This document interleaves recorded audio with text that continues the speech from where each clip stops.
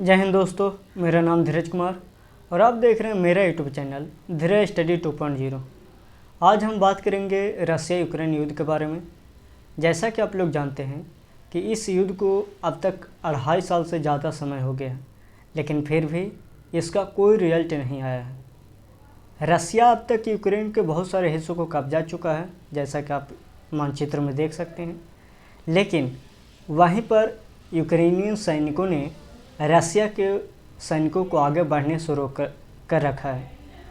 लेकिन हाल ही में बहुत बड़ा बदलाव हुआ है।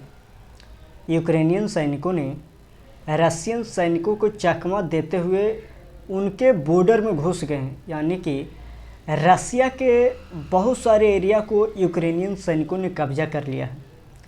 ये जब द्वितीय विश्व युद्ध हुआ था उसके बाद से आज तक कोई भी देश के आर्मी रसिया के इतने बड़े हिस्से को नहीं कब्जाया था जो इस साल हुआ है। इससे यह पता चलता है कि क्या रसिया वास्तविकता में हार गया है, तो इसका उत्तर है हाँ।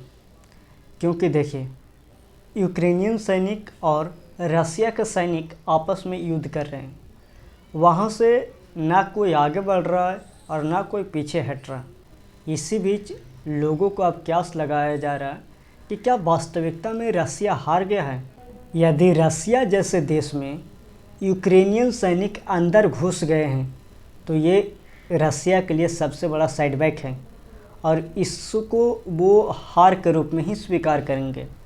इसका मतलब ये नहीं हुआ कि रसिया अब सरेंडर कर देगा, लेकिन जिस तरह से यूक्रेनियन सैनिकों ने रसिया के अंदर घुसा है, यूक्रेनियन सैनिकों को बाहर निकालना उनके लिए एक चुनौती बन जाएगा। इसलिए रसिया ने वहाँ से अपने नागरिकों को पीछे हटने को कहा है और रसिया हो सकता है कि यहाँ कुछ बड़ा करने वाला हो, क्योंकि यदि ऐसा होता है तो अन्य देश भी इसमें शामिल हो सकते हैं और ये युद्ध लंबा खिंच सकता है। अब देखना आगे होगा कि क्या हो सकता है। यदि कोई अपडेट आता है तो मैं आपके लिए एक नया वीडियो लाऊंगा। तब तक के लिए जय हिंद।